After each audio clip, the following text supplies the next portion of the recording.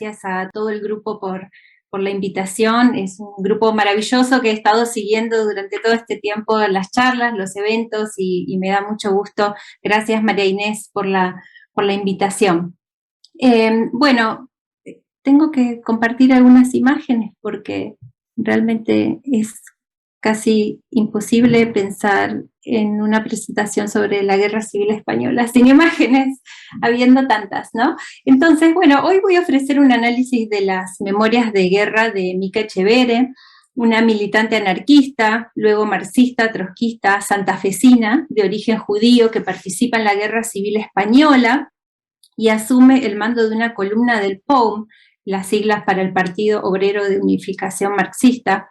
Sus memorias fueron publicadas primero en francés, ahí hay algunas imágenes, primero en francés bajo el título de Ma guerre d'Espagne à moi y traducidas por la misma autora en 1976 como Mi guerra de España. El texto recoge lo vivido por Mica Echeverre entre julio de 1936 y febrero de 1937. Durante esos meses es destinada a dos frentes. Primero al de Guadalajara, siendo testigo de las batallas de Atienza, de Imón, de Güermeses, del Cerro y de Sigüenza, y en segundo lugar al de Madrid, combatiendo en Moncloa, en Úmera y en el Cerro del Águila.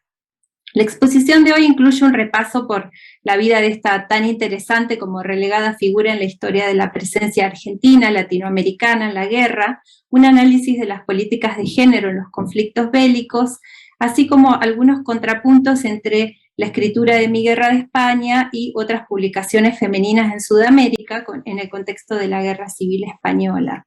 Mi lectura, que es preliminar por el momento, de las memorias de Echeverre, forman parte de un capítulo de Gender Battles, el libro que mencionó Cintia, que estoy preparando sobre narrativas de guerra, género y feminismo en Latinoamérica. El libro analiza los modos en los que las mujeres de la región se involucran con la guerra, pero sobre todo con la escritura de guerra, un registro generalmente dominado por una perspectiva masculina y militar de los conflictos.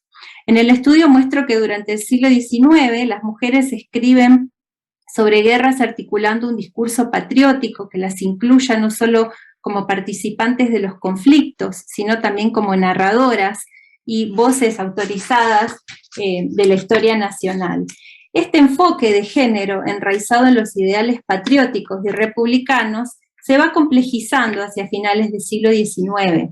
Guerras internacionales como la cubano-hispanoamericana del 1898 y luego la Primera Guerra Mundial contribuyen al desarrollo de un pensamiento que se empieza a articular como feminista, pacifista, transnacional y en muchos casos antinacionalista entre las mujeres activistas e intelectuales.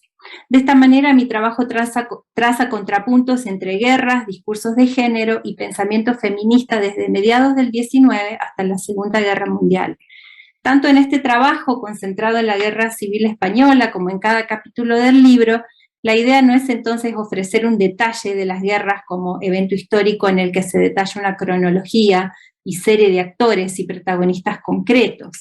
Mi lectura ofrece más bien un análisis cultural de la guerra como fenómeno o evento que también fue central en el pensamiento femenino y feminista latinoamericano.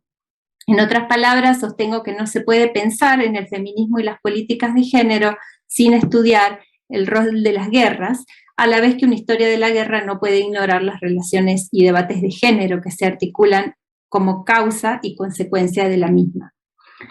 Yendo puntualmente al tema de la presentación, la participación de una mujer extranjera en esta guerra no es un caso excepcional. La Guerra Civil Española tuvo lugar en un contexto internacional marcado por las consecuencias de la crisis de 1929, la intensificación de las luchas de clase y la emergencia del fascismo. Tal como lo sostiene Carlos García Velasco en sus apuntes biográficos sobre Mica Echeverre, fue esa escalada del fascismo la que indujo una polarización política en todos los países entre fascismo y organizaciones de izquierda, nucleadas en el Frente Popular. Esto es precisamente lo que despierta un impulso de simpatía internacional hacia la clase trabajadora española en su combate contra la alianza de fuerzas de la fracción más reaccionaria de la clase dominante, comandadas por los militares rebeldes del golpe del 18 de julio de 1936 al gobierno de la Segunda República. A pesar de los esfuerzos del Comité de No Intervención o Comité de Londres por evitar la intervención extranjera en la guerra y la internacionalización de este conflicto en un momento de tensión entre democracias y dictaduras en Europa, la Guerra de España, como la llamó la prensa internacional, tuvo una repercusión inmediata en las complicadas relaciones internacionales de la segunda mitad de la década de los 30. Los regímenes fascistas de Alemania e Italia y el Portugal de Antonio de Oliveira Salazar apoyaron desde el principio a los militares sublevados, mientras que la República desde octubre de 1936 obtuvo el apoyo de la URSS y de las brigadas internacionales, unidades militares compuestas por voluntarios extranjeros de más de 50 países, pero principalmente franceses, alemanes y norteamericanos. De Latinoamérica, a pesar de que no existen cifras concretas, se calcula que hubo cerca de 1.000 voluntarios argentinos y algo más de 1.000 cubanos en el Ejército Popular, las brigadas internacionales o las milicias anarquistas o trotskistas. La Guerra Civil Española llamó también la atención y apeló al compromiso político, tal vez como nunca antes en la historia occidental, de artistas e intelectuales de todo el mundo. Algunos arribaron al país a combatir en las milicias o en las filas de las brigadas internacionales, como André Malraux, George Orwell o la filósofa francesa Simone Weil. Otros a trabajar como periodistas o intervenir en el multitudinario Congreso Internacional de Escritores para la Defensa de la Cultura en 1937. El primero había sido en el 35 en París. El periodista soviético Mikhail Kolstov, autor del Diario de la Guerra Española, llamó a este grupo intelectual voluntarios con gafas. Entre los corresponsales de guerra se encuentran Erika y Klaus Mann, los hijos del escritor alemán Thomas Mann, los fotógrafos Robert Capa y Gerda Taro, o los escritores estadounidenses Ernest Hemingway, John Dos Passos y Dorothy Parker. También escribieron sobre el conflicto Martha Gellhorn, Bertolt Brecht y Paul Claudel. De Latinoamérica, de nuevo, solo por mencionar algunos ejemplos, César Vallejo, Pablo Neruda, Raúl González Tuñón, la uruguaya Blanca Luz Blum y Elena Garro, quien al igual que Mica Echeverre no publica sus recuerdos de España sino hasta los años 70.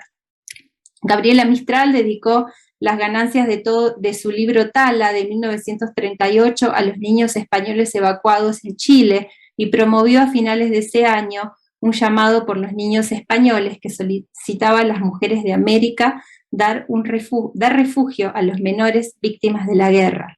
La infancia es uno de los temas centrales de algunas publicaciones femeninas de la época, como la revista argentina Vida Femenina o la chilena Acción Femenina.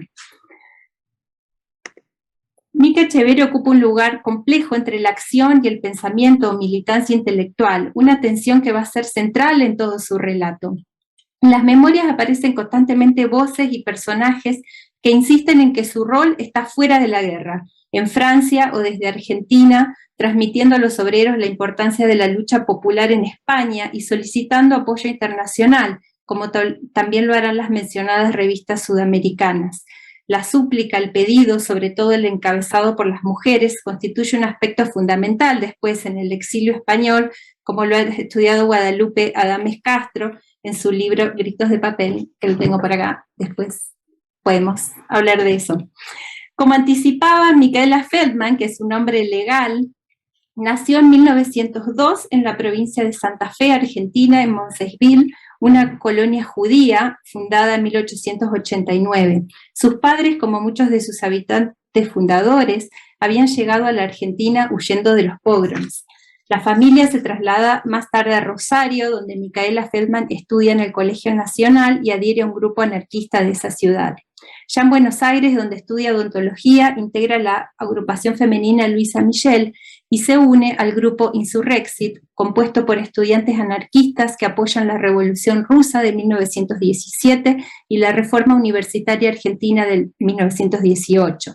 Allí conoce a su futuro esposo, Hipólito Echeverre, y participa de la revista que edita Insurrexit bajo el mismo nombre. Ahí colaboran también figuras como Horacio Quiroga y Alfonsina Storni. Ay, la foto se ve, la imagen no se ve bien. Bueno, desde esa época Mica Feldman ya da señales del poder de su prosa en artículos que no se ve ahora, pero después se los puedo pasar si quieren, o están en la página del CEDIN, si están todos digitalizados.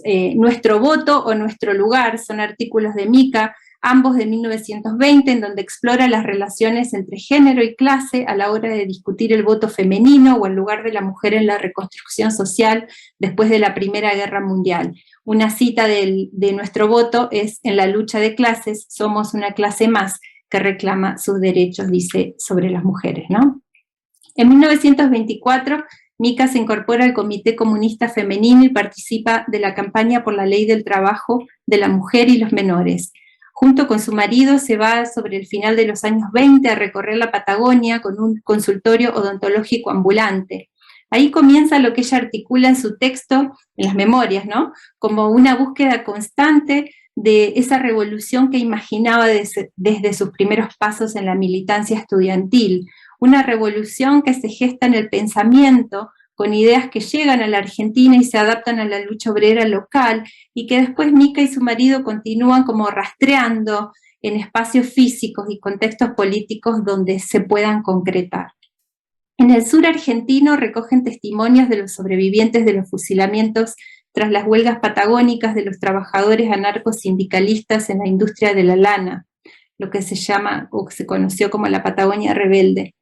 De allí la pareja se dirige a Europa, pasan por España, Francia y Alemania, conectándose en cada caso con grupos de izquierda y en busca de una revolución que parece a punto de surgir entre los obreros alemanes.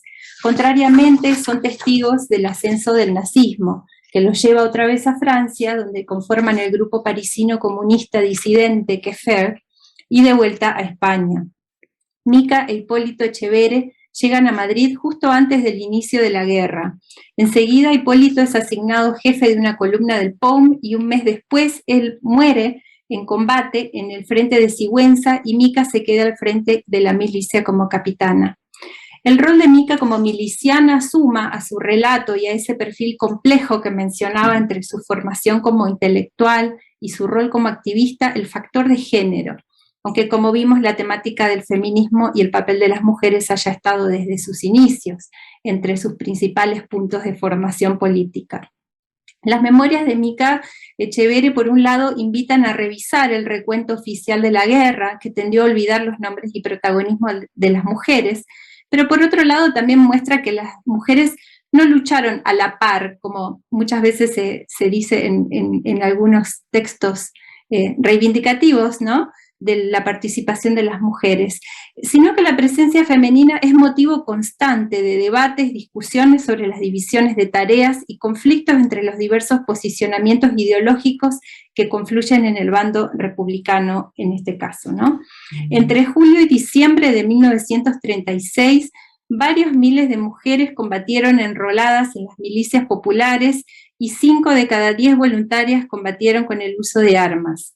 También participaron desde otros frentes, como las organizaciones políticas y sindicales, la producción en retaguardia o las tareas de cuidado y alfabetización que también realizó Etcheverry. La franja de edad más documentada por el Museo Virtual de la Mujer Combatiente se sitúa entre los 20 y los 30 años, con mujeres de diversos orígenes sociales y estados civiles.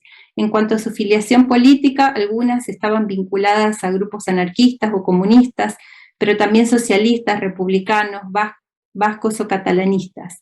La afiliación política de las mujeres, como en el caso de los hombres, es un aspecto de importancia en el desarrollo del conflicto, como también se va registrando en Mi Guerra de España.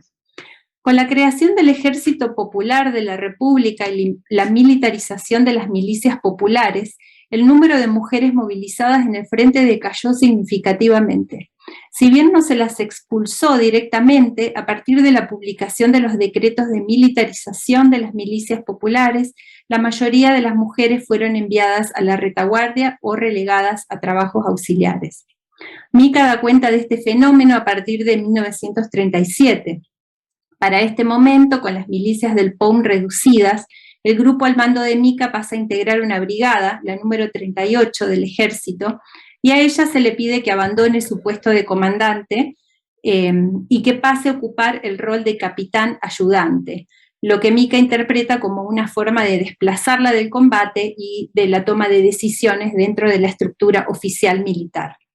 De esta manera testimonia aquello que sostiene el trabajo pionero de la historiadora Mary Nash, para quien la imagen de la miliciana tuvo un impacto más simbólico que concreto, ya que la mayoría de las organizaciones sociales estaban estructuradas bajo un modelo patriarcal, que a pesar de los avances en términos de derechos que se habían ensayado para las mujeres durante la Segunda República, va a insistir en que el rol de la mujer en la guerra está en la retaguardia o lo que en inglés se llama home front.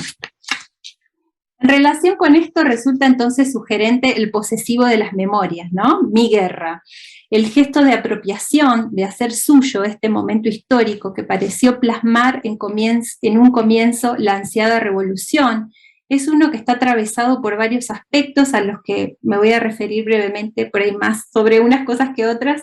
El género en primer lugar, pero también su condición de extranjera, que aquí no solo va a remitir al hecho de que es una ciudadana de nacionalidad argentina y francesa por parte del marido, sino que también hace alusión a una extranjería que es a veces ideológica, a veces también de género, y que interroga continuamente su lugar en esta guerra.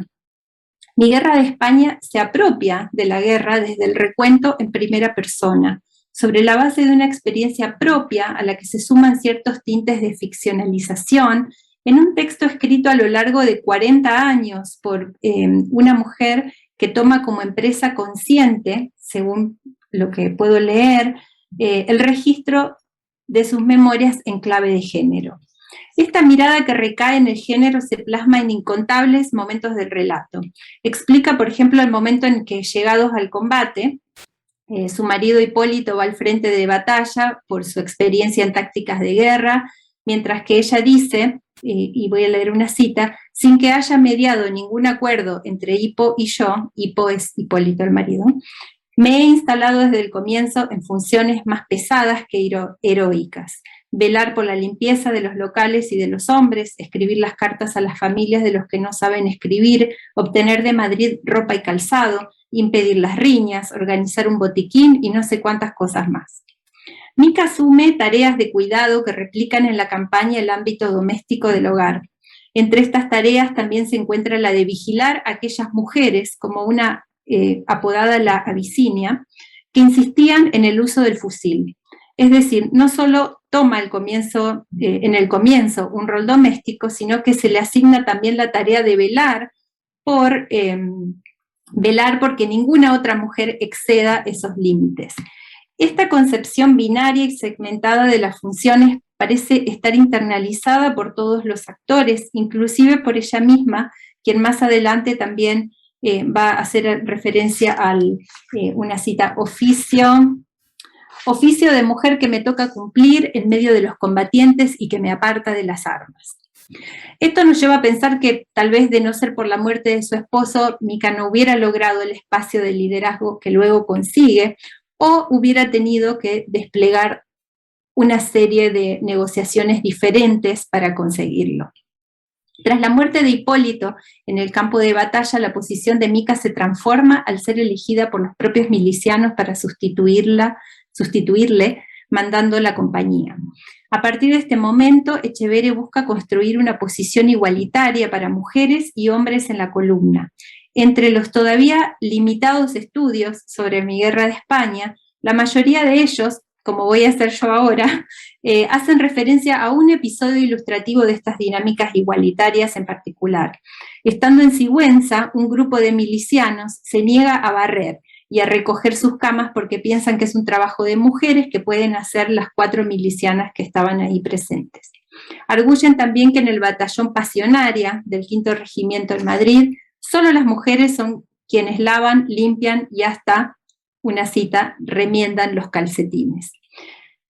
Mika le responde, dice ella, con... ¿dónde está? Se me perdió. Ahí está. Con mucha calma y sin la menor ironía, dice, ¿así que tú crees que yo debo lavarte los calcetines? Un poco sorprendido por esta pregunta, que lo pone en ridículo, por lo absurda, contesta muy convencido. Tú no, claro está. Ni las otras tampoco, compañeros. Y ahora me dirijo a todos. Las muchachas que están con nosotros son milicianas, no criadas.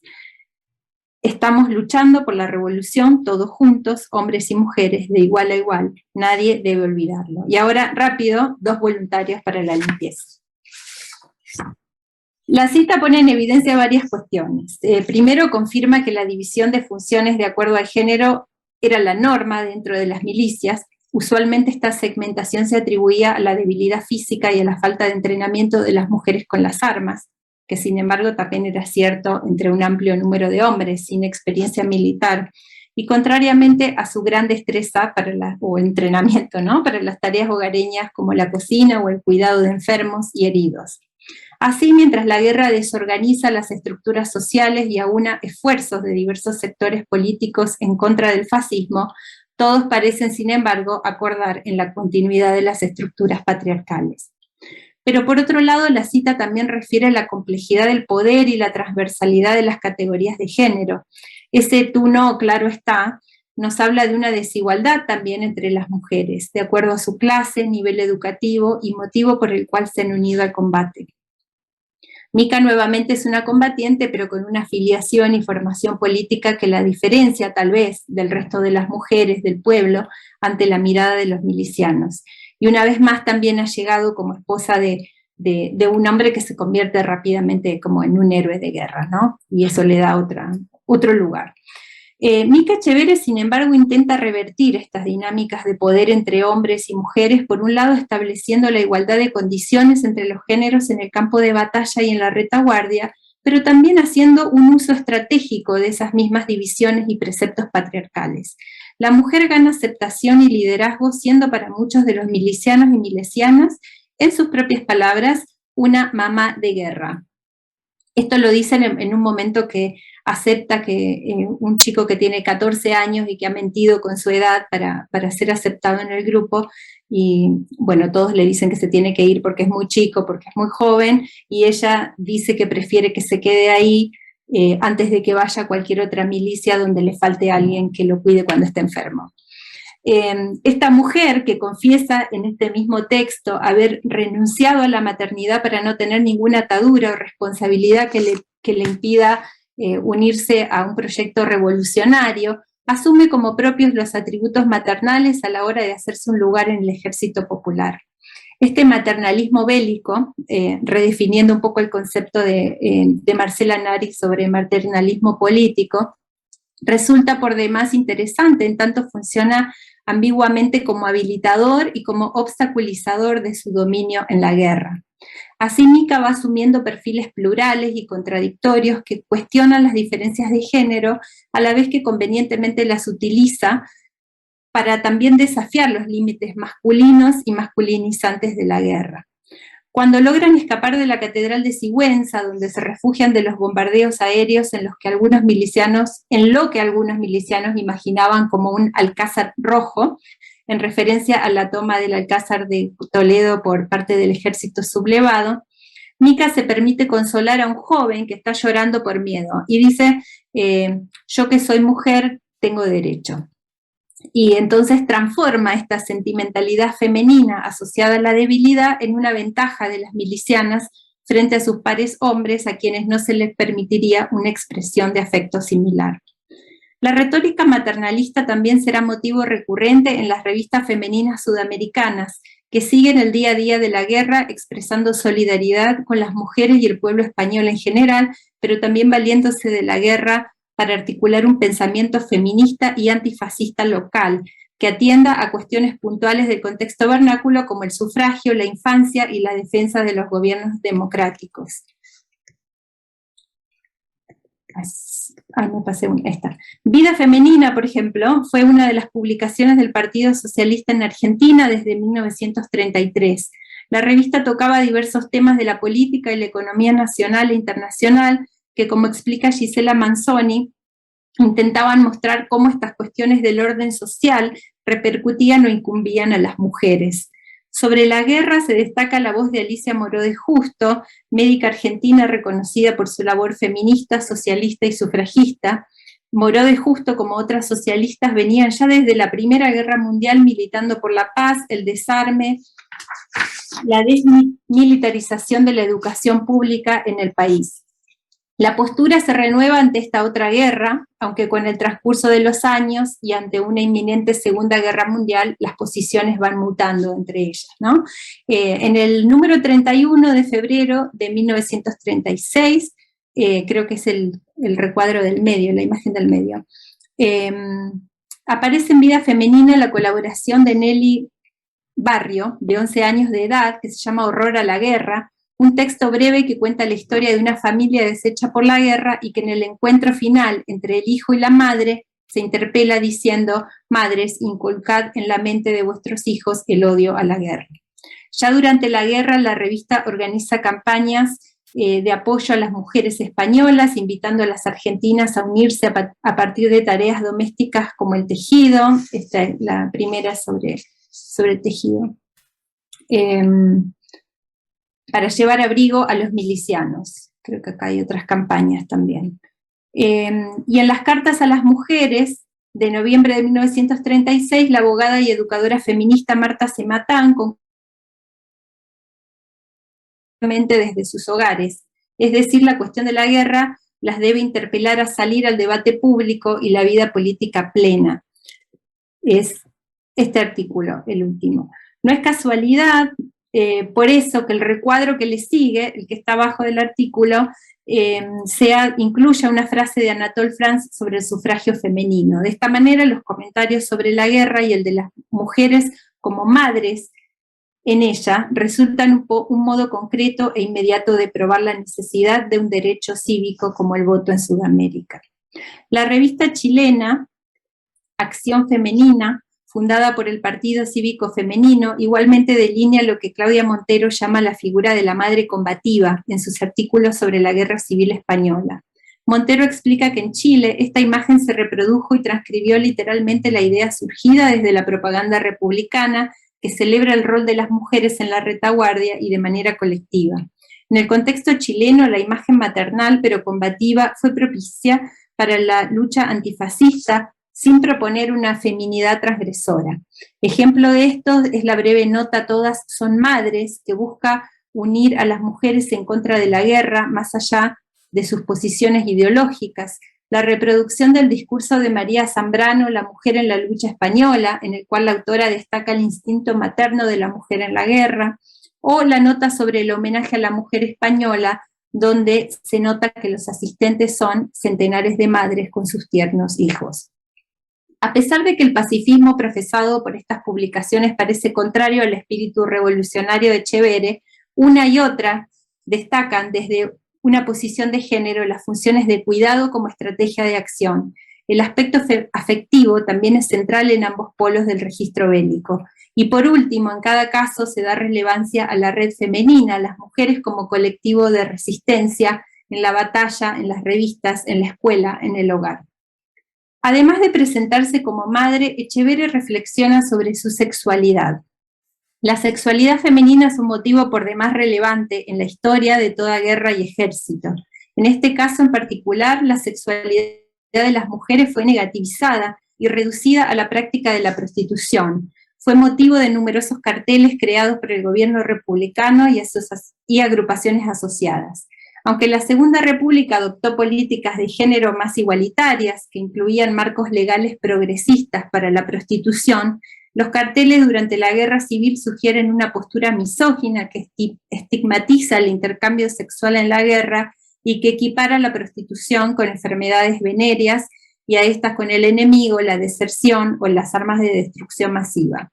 La propia Mica Etcheverry hace alusión al tema cuando un grupo de prostitutas se presenta con las intenciones de enrolarse en su milicia.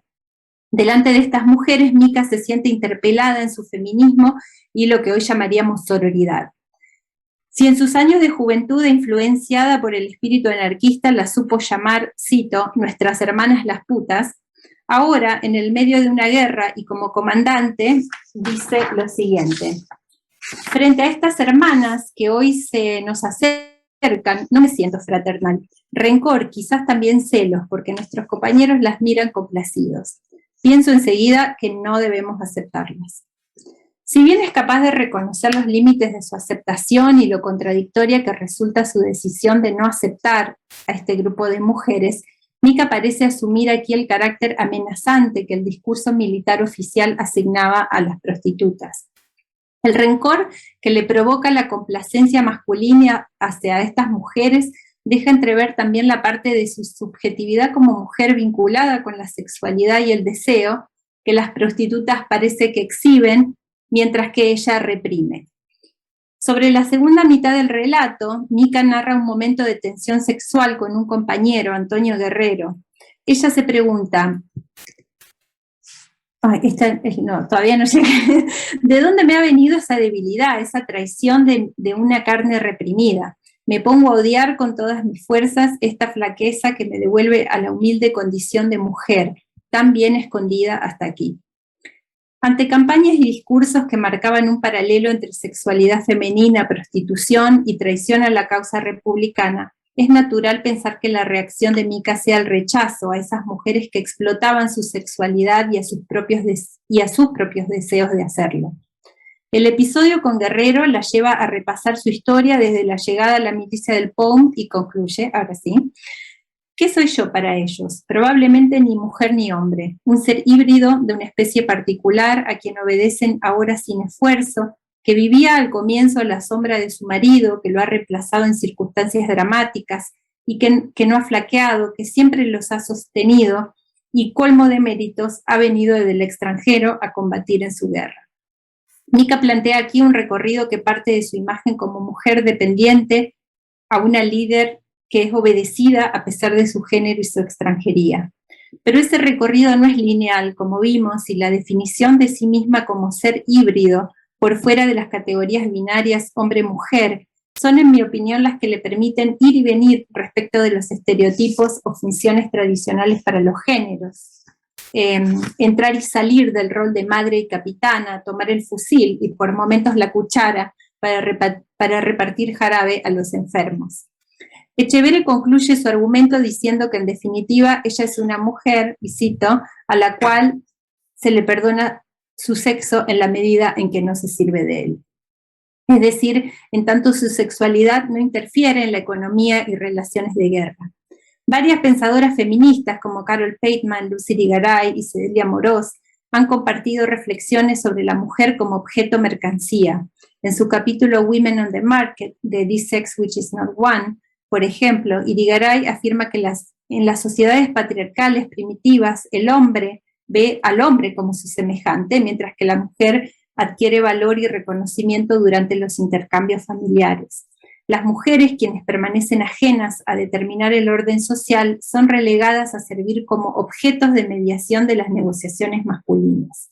En ese sentido, revisando su rechazo a las prostitutas y a ejercer libremente su sexualidad, podemos llegar a afirmar que Echeverre anula su sexualidad como mujer para impedir que su presencia en la guerra se vuelva objeto de intercambio, ya como trofeo o como amenaza masculinos.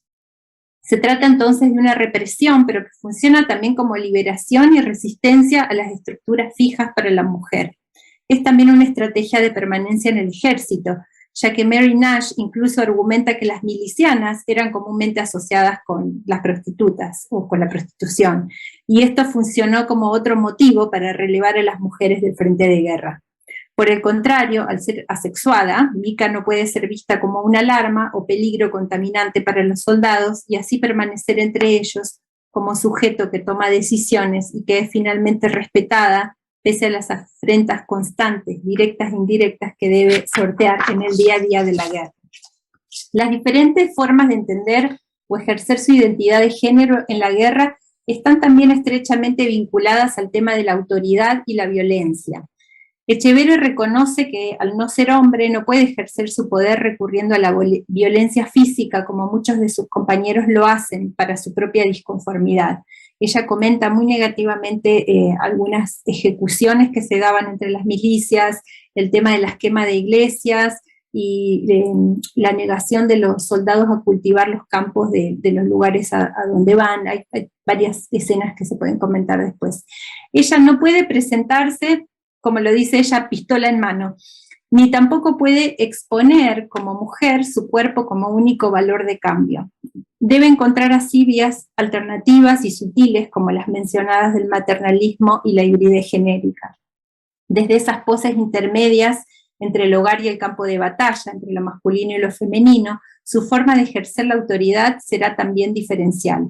La investigadora Cynthia Gabay sostiene que la figura de Mica responde más al de una coordinadora, que media entre voces disidentes para lograr acuerdos para el bien colectivo. No se asume como sujeto que da órdenes, sino como comunicadora que transmite y el colectivo resuelve. Leo una cita: no necesito imponerme porque los milicianos me tienen confianza. Cuando llega una orden la comunico a la compañía y la cumplimos entre todos. Gabay encuentra aquí una raíz de su formación anarquista, ya que el anarquismo niega toda relación jerárquica institucionalizada y sostiene que los individuos pueden organizarse sobre la base de la necesidad de grupos pequeños y no centralizados. También lo vincula a su identidad judía. Pero hay también aquí, en mi opinión, una práctica feminista que, aunque selectiva en su sororidad, si pensamos en el caso con las prostitutas, encuentra valor político y militar en las redes horizontales, como lo promovían también las mencionadas revistas sudamericanas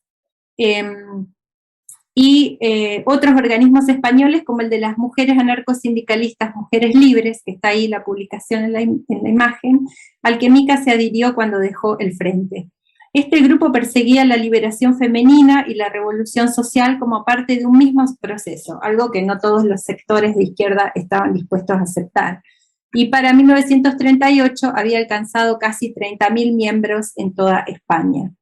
Además de reorganizar tareas militares y domésticas independientemente del género, Echeverría entonces construye su autoridad en el grupo y también en su relato, dando lugar a voces plurales y sobre todo contando la historia de numerosas mujeres y no la suya exclusivamente. Probablemente lo hace tras haber seguido a lo largo del tiempo de escritura de estas memorias la ausencia de sus voces en el registro oficial en una España que recién estaba dando sus primeros pasos post-Franco al momento de publicación del texto.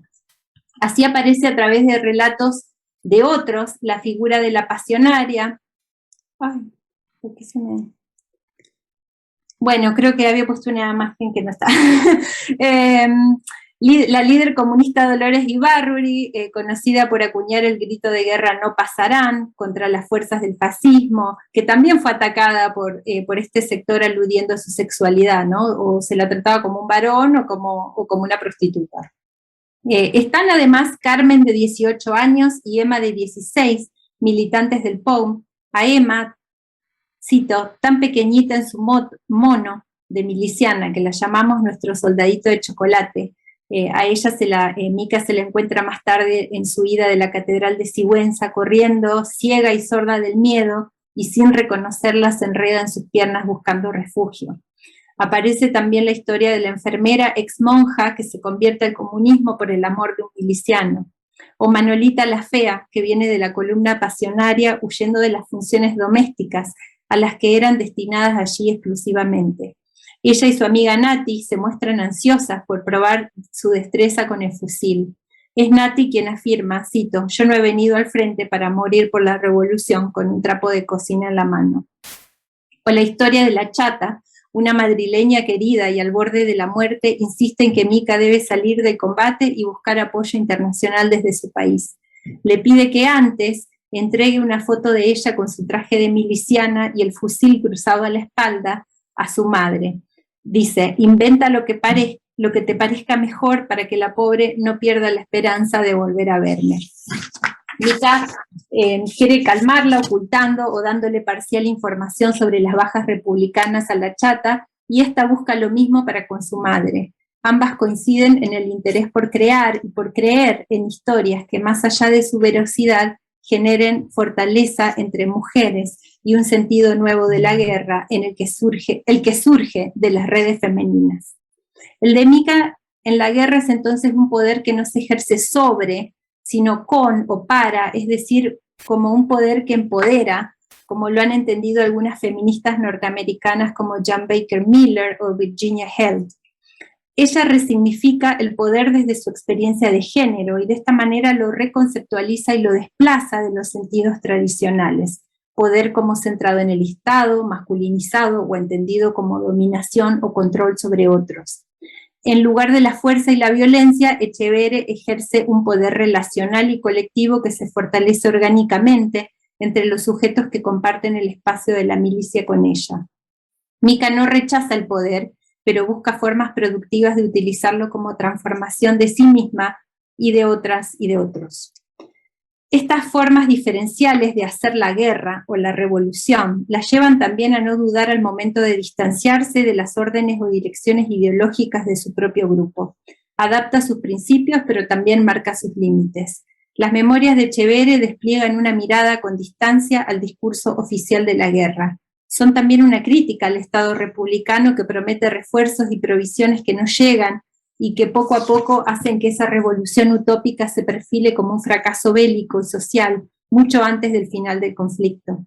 El relato de Mica sobre su participación en la Guerra Civil Española al frente de una columna del POUM se interrumpe tras la caída de Málaga en febrero de 1937. ¿Qué le pasó hasta 1939?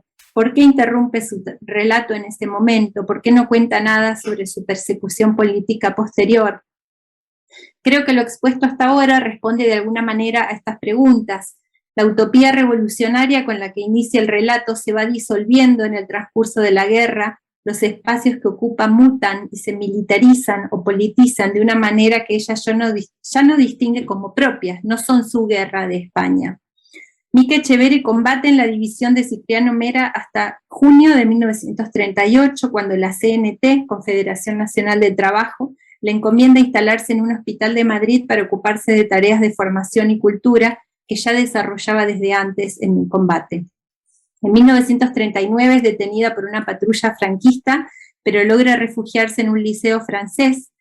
Gracias a contactos con la diplomacia francesa sale finalmente a París y vuelve a Buenos Aires en 1940 y permanece allí hasta 1946, cuando vuelve a Francia. En Francia trabaja como traductora, ahora sí, y publica una serie de crónicas para la revista Sur, con un tono y retórica similar al que hizo de la guerra española su guerra. En París no le interesa narrar el desastre y la pobreza propiamente, como lamentación de una Francia opulenta y glamorosa que supo albergar a la intelectualidad latinoamericana que ya no existe, y que ya no existe. Muy por el contrario, esa nunca fue su París, como dice en una de sus crónicas. La suya fue siempre la de la lucha obrera, que con idas y vueltas seguía firme en la militancia de sus amigos internacionales que la reciben. A pesar de que sus memorias tuvieron múltiples traducciones y presentaciones internacionales, la figura de Mica Echeverre no ha sido completamente visible ni dentro de las narraciones de la guerra española. Acá de nuevo su extranjería la deja de lado de alguna manera, al margen de las relecturas de género en el país, ni tampoco dentro del feminismo sudamericano, pero recuperada en función tanto de la guerra como de los movimientos feministas locales e internacionales, su voz confirma las tensiones y diversidad del movimiento, la no esencialidad de los roles en la guerra, pese a los intentos de fijar funciones y comportamientos, y la importancia de reconstruir la experiencia histórica de la guerra desde múltiples espacios, registros e identidades. Mi guerra de España revela oblicuamente las huellas de un feminismo internacional que se extiende hacia, pero también desde Latinoamérica. Aunque Mica en este texto no haga mención explícita al contexto sudamericano, sí queda claro que desde diferentes zonas las mujeres están actuando en red y empleando estrategias similares para la intervención política en tiempos de guerra.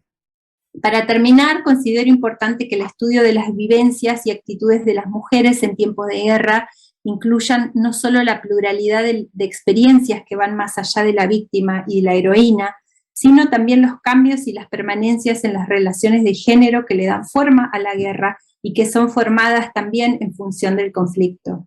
Mica Echeverre fue una mujer transformadora que supo encontrar formas alternativas a la norma para su militancia, su escritura y su utopía revolucionaria. No fue, sin embargo, una mujer excepcional ni una adelantada a su tiempo, sino una mujer referente de su época. Es decir, que revisando su obra y su activismo, entonces podemos ver cómo se gesta desde la experiencia y desde la escritura, o desde la experiencia de la escritura, el rol antifascista de las mujeres durante la primera mitad del siglo XX, marco en el que Latinoamérica se enuncia como voz activa, desde donde se seguirán produciendo acciones colectivas y feministas múltiples alrededor de las guerras europeas y sus resonancias en territorio local. Muchas gracias, hasta aquí llega mi trabajo.